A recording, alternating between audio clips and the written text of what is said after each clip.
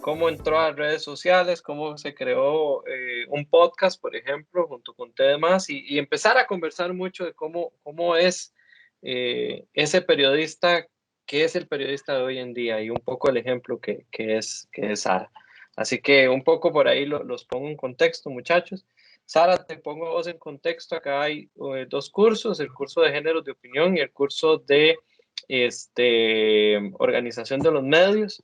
En organización de los medios están viendo todo lo que tiene que ver con estrategia en redes sociales, todo lo que tiene que ver con KPIs y, bueno, un poco de la transformación que hemos estado trabajando. Así que bienvenida, buenas tardes, y yo voy a tratar de callarme y dejar que hables vos y yo no tanto, era nada más la introducción. Gracias, Oscar. Bueno, tengo mucha pena, mucha vergüenza de estar acá porque no es algo que acostumbro y tampoco así como la presentación es la mejor, así como decir, trabaja en la tostadora, me trae usualmente más inconvenientes que cosas buenas, pero no sé, me parece raro estar conversando con chicos de la universidad porque hace nada era yo la que estaba ahí. Suena atípica hablada de señora que ya se resignó a morir en su vejez, pero en serio siento que hace nada era yo la que estaba en la U. Bueno, por lo visto ustedes no están en la clase, sino que están en sus cosas, pero es interesante que todo cambiara tanto en tan poco tiempo. Yo siento que no soy tan vieja, pero entré a la U en el 2007, entonces cuando lo pongo así en perspectiva, sí suena que fue hace mucho tiempo. Mi intención siempre fue ser escritora y soñaba con desarrollar esos skills para tener más soltura y demás, pero jamás imaginé estar en lo que estoy ahora, que todavía es como raro, ni siquiera siento que sea un trabajo de verdad, pero al parecer lo es y nos genera ingresos a quienes trabajamos en esto. Entonces, bueno, gracias por haberme invitado y si tienen alguna pregunta, no sé de qué, ni qué pueda responder, con mucho gusto. Si estoy así como toda nerviosa, sudando las manos y los pies, ya me tengo que quitar las medias porque me dio calor, pero gracias por haberme invitado. Espero no aburrirlos y si los aburro nada más me dicen y nos vamos ya por unas birras y unas salitas y se acabó. Sara, contanos un poco, ¿cómo fue que te metiste en el mundo de la comunicación? Bueno, ya nos contaste un poco que querías estudiar periodismo para escribir. ¿Cómo fue ese proceso de aprendizaje? Y luego, ¿cómo fue cuando ya saliste de la U y empezaste un camino laboral? Si nos contás un poco de esa historia de Sara. Ok, cuando estaba terminando el colegio, llegué a la típica encrucijada que llega a la mayoría y es tengo que elegir algo para poder sobrevivir y aprender. Entonces no estaba ni segura para qué era buena. Aún a veces lo sigo dudando, pero estaba entre derecho, diseño gráfico, periodismo. Yo veía en qué según yo era buena. Y yo decía, ok, creo que me puedo comunicar bien, que creo que es como la primera virtud que pensamos tener los que estudiamos periodismo. Pero me apasionaba, por otro lado, como la situación con leyes. Y por otro lado, mi papá es diseñador gráfico y pensaba que también era una buena idea ser diseñadora. En fin, terminé en esto. Y realmente esto sucedió, o sea, de trabajar en un medio así, porque en mi generación en aquella época, bueno, supongo que vos estabas todavía a finales de cuatri o algo así, no sé, eh,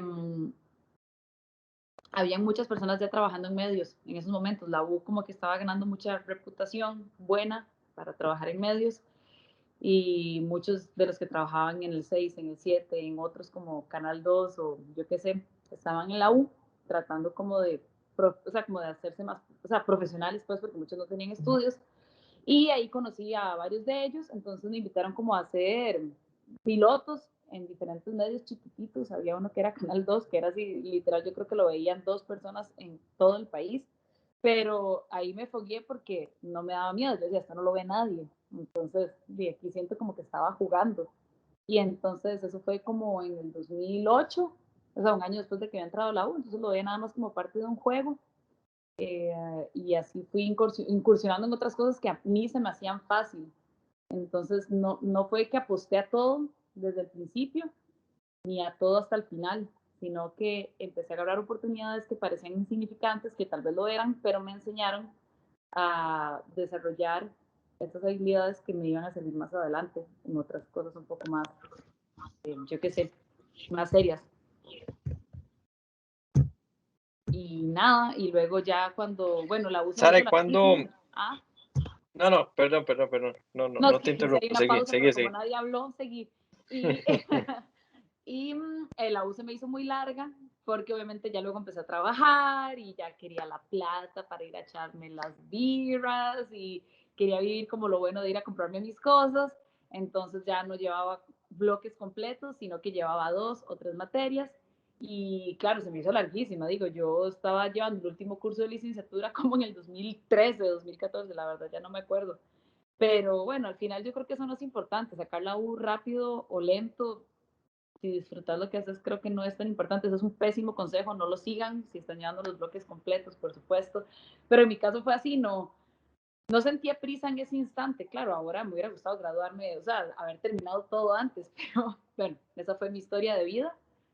Y ya luego fui brincando de trabajo en trabajo, era así como lo que llaman los jumpers, de un sitio a otro, pero estuvo bien, siento que es lo que he construido, lo que me ha dado de comer y lo que he disfrutado al fin y al cabo. ¿Cuándo fue? Porque, o sea, estamos hablando 2008, 2009, que fue cuando empezaste, digamos, esta incursión en medios. En ese momento yo recuerdo que las redes sociales, pues casi que estaban empezando, ¿no? Facebook, pues estaba apenas iniciando, igual Twitter, o al menos incursionando en Costa Rica. Y ya en esa época, pues había una que la estaba petando, ¿verdad? Que era High Five, no sé si vos tuviste Ujú. High Five, yo sí. Pero ¿cuándo fue que empezaste a incursionar en las redes ya de una manera un poco más que tuviste conciencia y que dijiste, bueno, aquí hay un canal en el que yo me puedo comunicar con la gente se comunica conmigo y puedo empezar a estar más presente acá? ¿Cuándo tuviste esa conciencia y con cuál red fue? Bueno, sí, Oscar, como decís, cuando entré a la U tenía apenas como un par de meses de haberme hecho mi primer perfil en Facebook. Obviamente solo interesaba conectar con tus amigos, o sea, el principio básico, conectar con tus amigos y hablar con ellos. No era más que eso y no había tanto drama ni tanta vaina como ahora. Luego, por tendencia, supongo que por la edad que tenía, habría todo, habría Twitter, Facebook, si había Pinterest y uno subía vainas ahí, pues también, o en LinkedIn o en Tumblr o cualquiera de esas, las iba agarrando. Pero creo que realmente es extraño, no, nunca sé cómo definirlo porque, mm, a ver, yo personalmente no siento que compartan exceso cosas con los demás usuarios, pero bien que mal ha llegado de esa manera, ha sido como la forma en que personas que ven mi trabajo en otro medio se acercan a ver qué más hay ahí. Yo no he, o sea, no me ha gustado compartir mi vida en general en redes porque puede ser muy esclavizante y puede ser un arma de doble filo grave. Entonces he tratado de dejarlo como las partes bonitas. Al fin y al cabo creo que todos tenemos mierda en la vida, entonces ¿para qué compartir extra? Entonces nada más trato de dejar como la parte agradable de lo que disfruto y un rebote de lo que trabajo. Pero realmente actualmente mi fuerte es de lo que está pasando en TDMás, que es un medio pequeño que está agarrando un poquito más de fuerza, obviamente con las estrategias de alianzas que han hecho respecto al fútbol y todos estos proyectos que ha manejado Teletica por detrás, como Food TV y todo este asunto. Entonces, por ahí es que he brincado a algo y me he sentido como en un poco más de libertad para desarrollar otros proyectos como los podcasts. Entonces, las redes ha sido como ese batazo de suerte de que gente curiosa se acercó a verlo, pero espero no convertirlo como en parte primordial de mi vida, porque aunque sé que es muy importante, es bonito saber cómo funcionan, para qué sirven, cómo le puedes sacar provecho y le puedes sacar plata, pero hasta ahí, o sea, porque yo sé que para las generaciones tal vez más jóvenes significa una competencia de egos e inseguridades al 100 por el lado de las chicas, no sé qué tanto es para los hombres este juego de autoestima, pero sí puede ser complicado, entonces he tratado de enfocarme en que eso no es la vida real, en que es solo una manera en que la gente se comunica, pero que lo bonito pasa de la pantalla para afuera.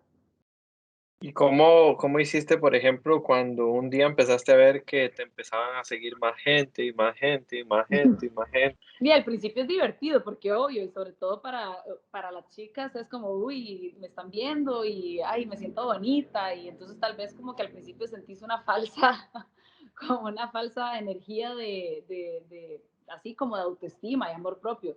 Pero ya después era como, ay, madre, qué presa, si yo quería publicar a alguien sacando el dedo o un chiste de así, del papa o algo, ya no lo puedo hacer porque la gente me critica y me dice que soy una pachuca y que soy una vulgar. Claro, ya después al tiempo ya no me importa porque eso me lo dicen a diario. Al principio no es tan agradable, creo que no es tan agradable porque la gente ni siquiera sabe quién es uno y todos tendemos a juzgar un montón.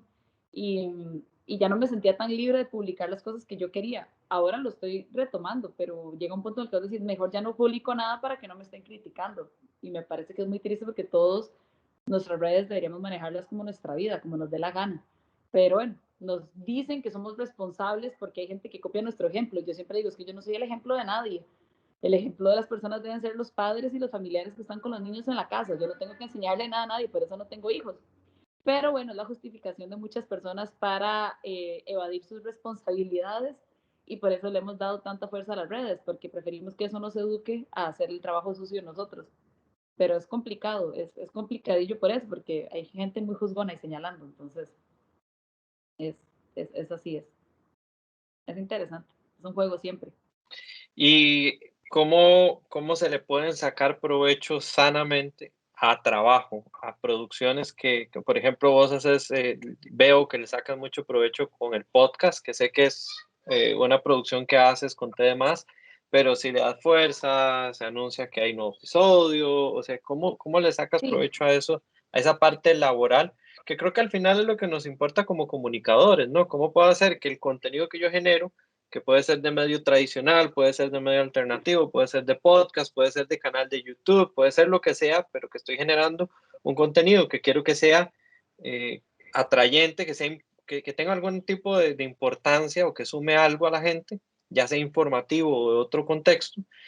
¿Cómo le sacas provecho ya a esa parte, ya tratando de sí, salirnos de esa visión personal? sí, o sea, siempre nos dicen que el contenido diferenciado es el que es natural, creativo y extrovertido y que es disruptivo, pero bueno, a ver, somos personas comunes y corrientes, no podemos hacer que todo sea diferente, ¿no? Y probablemente entre los que estamos aquí todos tenemos vidas similares en cierto aspecto, entonces puede llegar a frustrar esa parte de ofrecer un contenido que sea tan novedoso que llame la atención de cientos de personas, todo está inventado. Creo que la clave es generar un contenido que identifique a los demás, no que el mío sea tan original y tan diferente que es inalcanzable, sino, ok, y a veces me despierto muchos días triste y si hablo de eso, probablemente quienes se sienten tristes van a escuchar y se van a identificar. Y si yo lo comparto y lo potencio en las redes, que hay seguidores, van a consumir ese producto que hice. Pero en mi caso, aún, o sea, ahora lo estoy pensando como de qué manera me puedo identificar con más personas. Ya no es quiero jugar de viva y de que tengo una vida increíble y que soy una comunicadora fabulosa.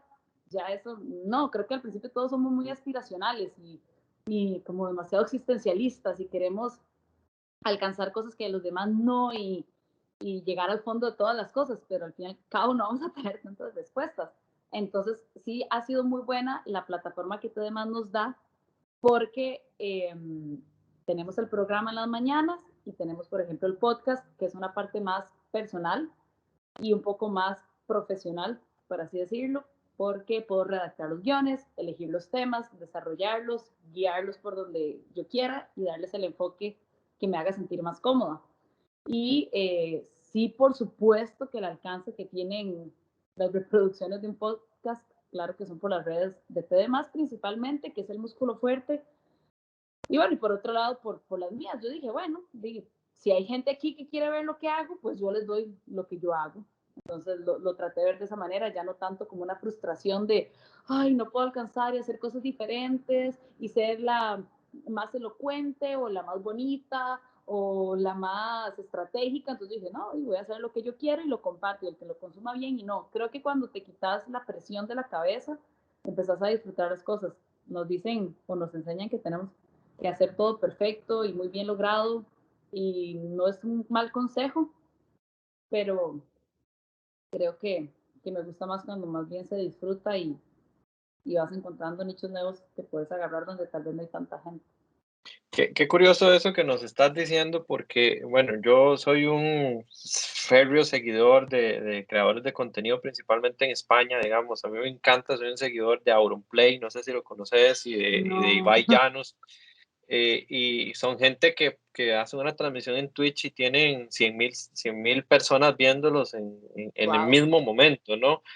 Y es muy curioso porque ellos, cuando ya los entrevistan, dicen, bueno, al principio todo era una presión de que ya nos empezaban a demandar cosas la gente que nos seguía y empezamos a crecer verdaderamente cuando nos dejó de importar, cuando empezamos a generar el contenido que queríamos, cuando empezamos a hacer lo que queríamos sin que nos importara a nadie, ¿no? Y lo hablaban así, es como que llega un momento en que maduras con la exposición que te dan a veces las redes, ¿no?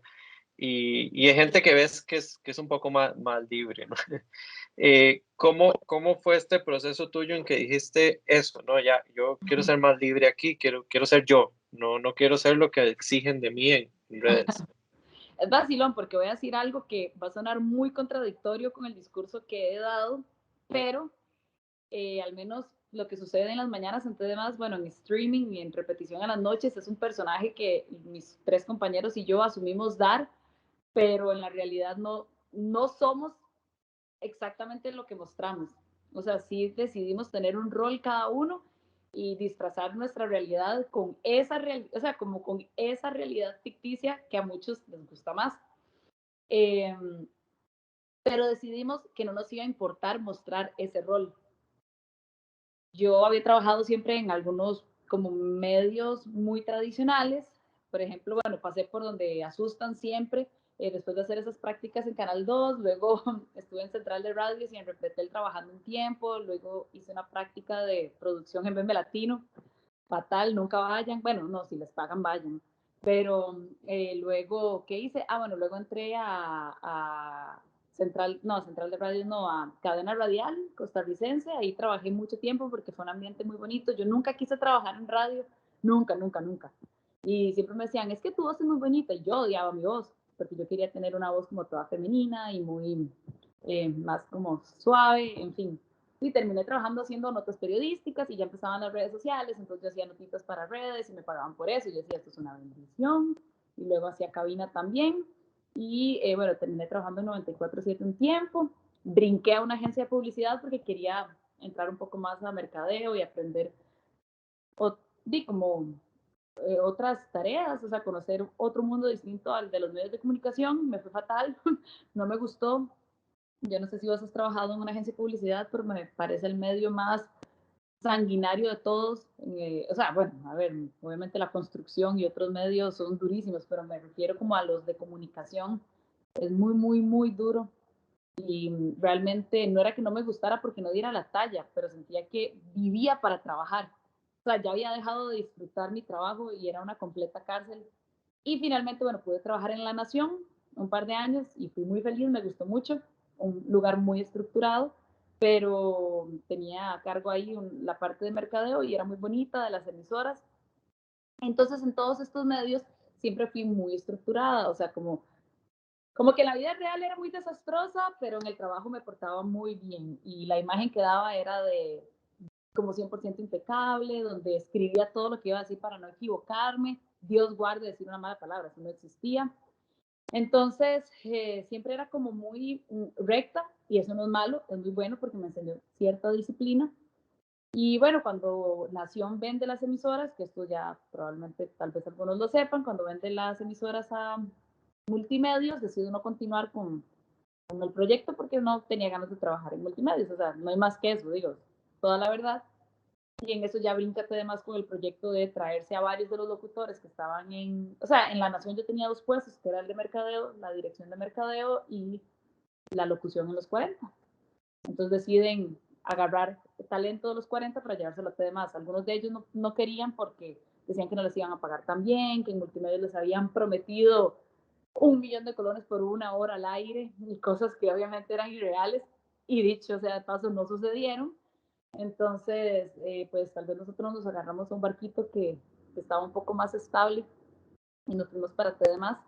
Y ahí fue donde nos dijeron, hagan lo que les dé la gana. O sea, queremos un programa donde hablen como habla la gente en las cantinas y como hablan los compas reunidos en una casa o en un bar. Queremos esa transparencia. Y que a mí me dijeran eso era como, ¿qué? O sea, yo me persinaba y yo, Dios, voy a tener que ir a confesarme porque me voy a ir al infierno cuando empiece a hacer este programa. Y me sentía muy cohibida. O sea, de hecho, al inicio me costó muchísimo porque yo intentaba hacer una parte de mí como más linda y más así, y obviamente con mis compañeros chocaba porque ellos tenían otra idea en mente. Y un día dije, ok, o me les uno o me voy. Y me parece muy mediocre de mi parte no aguantar y no sacar este papel feminista de puedo con cualquier proyecto en el que esté, ¿verdad? Si tanto juego feminista, debo ponerlo en práctica cuando la situación se pone peluda. Y nada, y empezamos en esto. El programa obviamente no empezó con el tono tan subido, o sea, bueno, con el tinte tan subido de tono que tiene ahora, pero dije, le voy a dejar de tener vergüenza a la gente, voy a dejar de tener miedo de qué van a decir de mí, y si hay marcas que se quieren ir porque dije una broma doble sentido al aire, pues esas son las marcas con las que no quiero trabajar, pero me jugué un chance de quedarme con poca plata, de que no pagaran a tiempo, de que me cancelaran proyectos. Entonces sí, es como jugarse una carta complicada, pero viendo ahora hacia atrás no me arrepiento del todo. Creo que los pequeños proyectos en los que estuve, que en un momento me daban vergüenza, me enseñaron a tal vez estar en un momento más cómodo ahora, en el que puedo decidir con qué trabajo y con qué no. Pero eso es lo bonito, cuando estaba en la U no imaginaba que podía hacer cositas pequeñas que me llevaran a un proyecto un poco más grande, que me diera la oportunidad de decidir esto sí, esto no, que no pasara nada y que esto me generara una entrada de dinero. Pero lo que vos decís de que cuando a uno no le importa es cierto, pero es fingir que a uno no le importa, creo que sería como lo más adecuado. Porque, sí, si de verdad a mí no me importara, yo llego y me quito la blusa y hago un desastre, pero es aparentar que no te importa. Y cuando eso sucede, cuando la gente percibe eso, le gusta, porque lo ven como algo muy auténtico, muy natural, pero no podemos ser 100% naturales porque hay cosas de la vida que uno se tiene que guardar. Pero yo creo que iría más o menos por ahí, dependiendo del medio en el que estés. Obviamente, si estás en un medio serio, no. Claro, claro, pero vos viviste todas esas etapas, o sea, estuviste en medios Sí. serios, estructurados, y luego pues estás haciendo lo que estás haciendo ahora. Eh, ¿Cómo se llegó al tema del podcast? ¿Cómo se produce el podcast? ¿Qué haces semana a semana con eso? Contanos un poco porque cada vez vemos que los podcasts, o sea, yo personalmente como consumidor consumo muchos podcasts. Entonces, ¿cuáles esas posibilidades que tenemos los comunicadores ahí? Y contanos tu experiencia. Es vacilón porque yo como creadora de podcast no consumo podcast, es muy irónico, pero eso me ha dado como, ay, que se me cae, eso me ha dado un poco de norte para, para no copiar ningún patrón, que a veces creo que nos pasa cuando consumimos algo mucho, nos da por empezar a copiar las ideas de otro. Pero bueno, como repito, ya todo está inventado. Cuando estuvimos en TDMás, pues como que algunos de los productores dentro decían como, mira, nos gustaría que Sarita esté en otro tipo de programas, digo, adicionales, porque casi no tenemos representación femenina. En ese momento la imagen de TDMás, bueno, antitos era Nati Álvarez, que se fue para ESPN, o sea, brilló y triunfó y le fue fabuloso. Entonces, ellos decían, es un canal muy masculino y tenemos muchas chicas y queremos también llegarle a este otro público.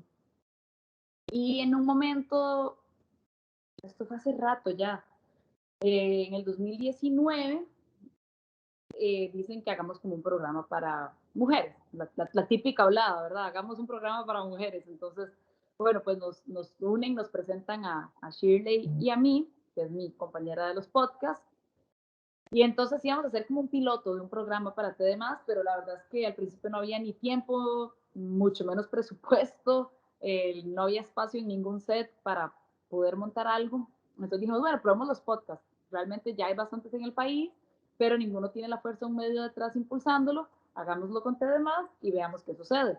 En ese momento salió una camada de podcasts de TD+, que eran, bueno, Malicia Indígena, Tenemos que hablar, Los Corresponsales, de generaciones o algo así. Bueno, salieron como 4 o 5 podcasts adicionales, pero nos decían no hay plata. Entonces eso es algo que yo siempre digo, los podcasts a veces sí, puedes estar consiguiendo tus patrocinadores mensualmente y todo, pero decir que uno se forra con eso, no. No, o al menos nosotros no lo hemos querido hacer un producto comercial. ¿Por qué? Porque cuando lo haces un producto comercial, lo que la gente escuchaba muy orgánico al inicio, lo va a escuchar muy patrocinado al final. Entonces quisimos sostener esa esencia. Entonces, ¿qué nos decía además? Si a nosotros nos llega un dinero extra, nosotros se los damos. No queremos que piensen que nos estamos aprovechando de ustedes, más bien queremos que utilicen la plataforma como un impulso para hacer otros proyectos, que la gente vea que ustedes tienen una parte un poco más seria o que tienen habilidades para hacer otras cosas y empiecen por este lado. Y nosotros, bueno, y obviamente yo bien platera, al principio no me hacía gracia, yo decía, no, y yo quiero que me paguen y que me quiero forrar haciendo podcast. Entonces, bueno, empezamos de esta forma a hacer diferente. Cada uno tenía su propio perfil y iniciamos de esa forma. Iniciamos grabando tranquilas, sin ningún tipo de presión, no esperábamos que nadie nos escuchara, llegamos otra vez a lo mismo. Y como no esperábamos que nadie nos escuchara, entonces y no nos importaba. Si alguien nos escucha, nos escucha, y si no, pues nada pasa. Y esa actitud desentendida nos transmitió tanto relajamiento que las cosas empezaron a fluir. Claro, no nos dimos cuenta y ya llevamos no sé cuántos episodios grabados, 80 y tantos, y tenemos, creo, bueno, ya se me olvidó, pero no sé si como 300 o 500,000 reproducciones ya de los podcasts. Entonces decimos, ok, si hay alguien ahí que nos está escuchando, por lo menos. Y bueno, el siguiente paso ahora es que ya grabamos unos pilotos para televisión, para TD+, entonces esperamos que en unos 15 días o creo que a principios de abril van a empezar a salir. Entonces, es lo que quiero decir y tal vez en ese momento yo no lo tenía tan claro. Cada cosita, aunque ni siquiera nos genere plata o la veamos difícil, como que suma y suma y suma. Y tal vez yo ahora lo digo desde una posición muy cómoda porque ya estoy acá. Y imagínate, para mí es como nada. No sé dónde voy a estar más adelante. Espero que más arriba, ¿verdad? Porque ahora. Pero cada cosita insignificante, cada lluvia, o sea, cada tarde lluviosa que me pegué yendo a Escalante a Canal 2 y cada pelada que me eché ahí cuando estaba en Central de Radios trabajando y todas esas cosas pesadas que me llevé, sí, pues como que al final ahora me han dado más calma y me enseñaron. Entonces, siempre es bueno empezar con proyectos chiquititos que después van a florecer en cosas tuanis. Y sí, los podcasts es una nueva manera para comunicarse. Siento que todo el mundo los puede hacer. Y aquí todos ustedes podrían estar haciendo un podcast. Lo bonito es que sean eso, como que sean temas que, o ni siquiera temas, podría ser que ni siquiera haya un tema. Lo que quiero decir es que sea muy, como que se pueda prestar para que los demás se identifiquen. Entre más gente vos logres identificar a tu alrededor con tu circunstancia, más éxito va a tener un proyecto, según yo. Sara, contanos una cosa. Hay una realidad dentro de esto que cuando alguien pues empieza a tener cierta notoriedad en medios, en redes y todo, pues ya hay marcas que se acercan y le dicen, mira, ¿te interesa mostrar esto? ¿Te interesa ser parte de este proyecto? Eh, Hay gente, bueno, que pues, tengo un amigo que me dice que hay perfiles o hay gente que se convierte como en el barrio o en la pensión, o sea, estas series que es como todo anuncio, anuncio, anuncio, porque es la manera en que lograron para subsistir y mantenerse tantos años en el aire, digamos. ¿Cómo manejas vos eso? Porque yo te veo, sinceramente, pues, nunca habíamos conversado de esto y nunca te había escuchado hablar de esto. Te escucho muy madura en entender, bueno, tengo muchos años de estar en esto y pues he aprendido, y con la calle me ha enseñado a ser yo y a decir lo que yo quiero y un poquito de eso. ¿Cómo has manejado esa parte, no? Porque evidentemente se te acercan marcas, ¿cómo es que se te acerque una marca y te diga, mira, quiero esto y que coincida mucho con lo que vos querés ser? ¿Y qué pasa cuando se te acerca una marca que no es lo que coincide con vos? O sea, ¿cómo manejas eso? Es vacilón porque siempre dicen, ay, no sé cuál influencer parece un catálogo, pero es que cómo no va a ser uno un catálogo cuando empezás a facturar y te empieza a llegar la plata, ¿no? Es muy lindo, es bonito que te digan, ay, por subir solo esta foto te pagamos tanto, y vos decís, ay, sí, es solo subir esta foto. Y en teoría sí, o sea, si lo, si lo ponemos simple, es solo eso. Eh, Creo que en mi caso, que yo nunca pensé dedicarme a esto y aún sigo diciendo que no me dedico a esto, es como, ha sido como pura suerte, porque no fue algo que yo, o que yo planifiqué, que pensé, que deseé, deseé, ¿cómo se dice? No era algo que yo deseaba. Entonces ha sido, a ver, ha sido, mm, es o sea, es como difícil de sintetizar todo porque sí es cierto que se acercan algunas marcas y a veces uno por la gana o la necesidad de poder ahorrar y tener la platita para las cosas que uno quiere, que quiero comprarme el carro, quiero estudiar algo más, o quiero comprarme un apartamento, me quiero ir de viaje, quiero comprarle algo a mis papás. Cuando la plata se empieza a ver así en tu mano, es muy difícil rechazarla. Entonces, como que si nos volvemos todos un poco putillas porque es como, esto es demasiado agradable y me gusta, y llega ese delgado momento en el que te dicen, ay, madre, sí, sos puro la pensión, pareces sabón, ya pareces tal persona que solo anuncia. Pero, por otro lado, ¿qué sucede?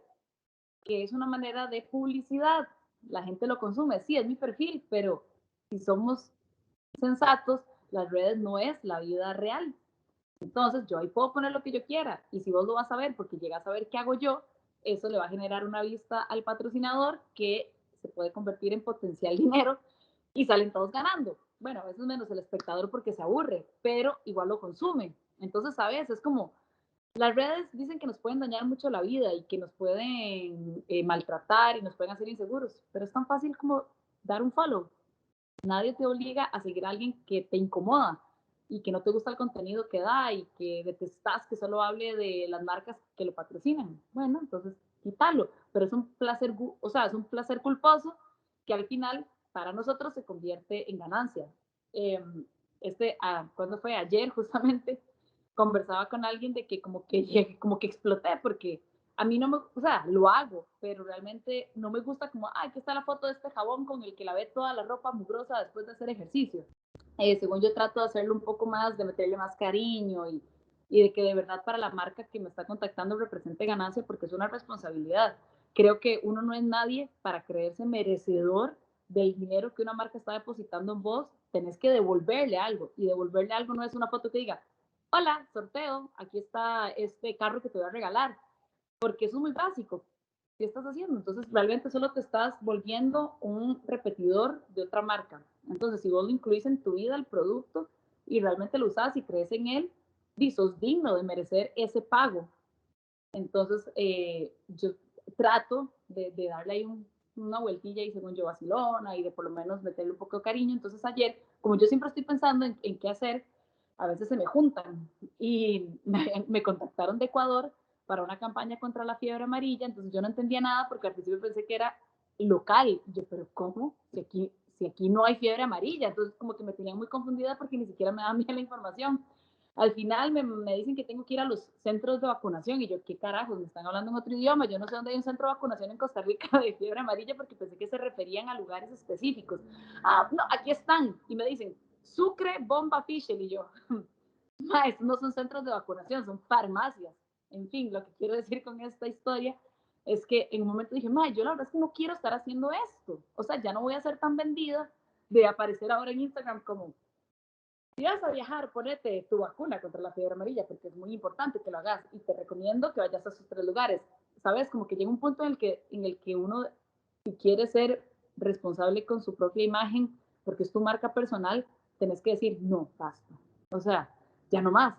O sea, hay cosas que yo disfruto, hay gente que a veces nos dice, y tal vez sí, a mí no me gusta el término influencer porque yo no dedico mi vida a hacer redes, pero no, ya no importa.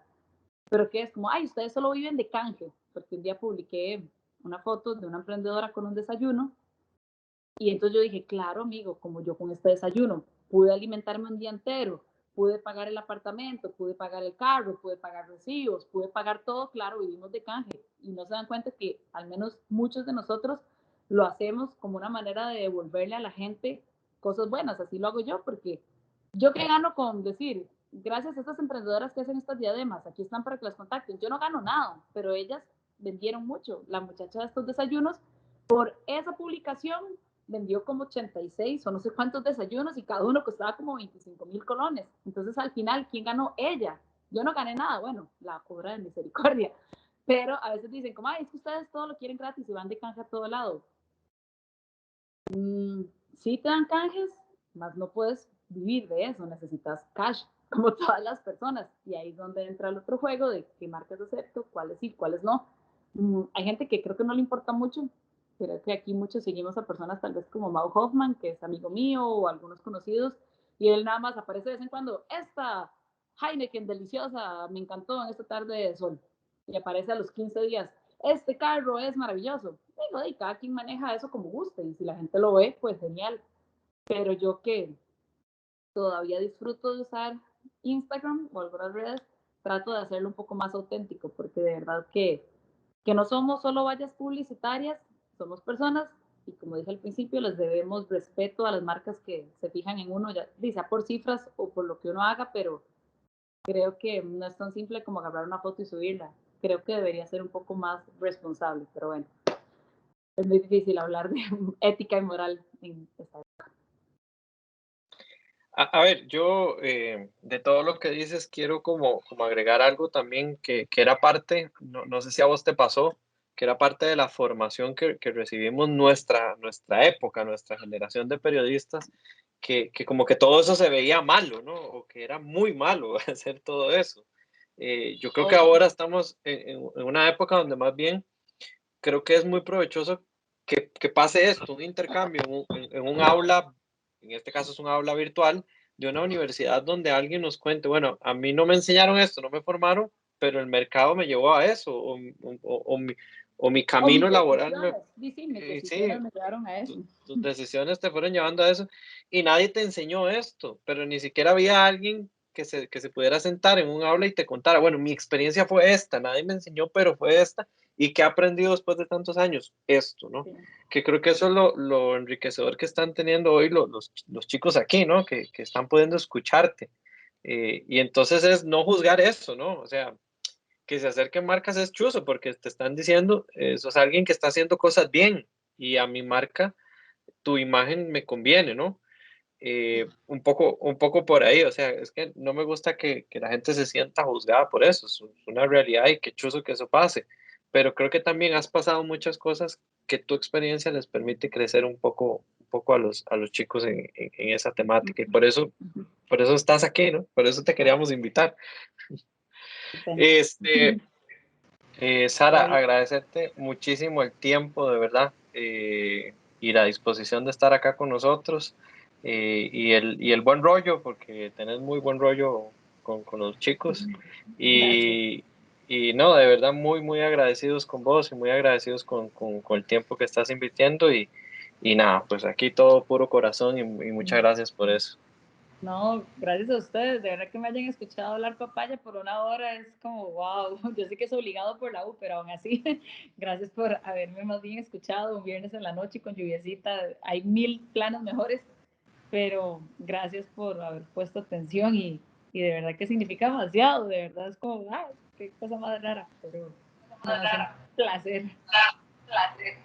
Bueno, no, muchas gracias y bueno, muchachos, gracias a todos ustedes por haber participado en esta masterclass y pues nada, muchas gracias a todos.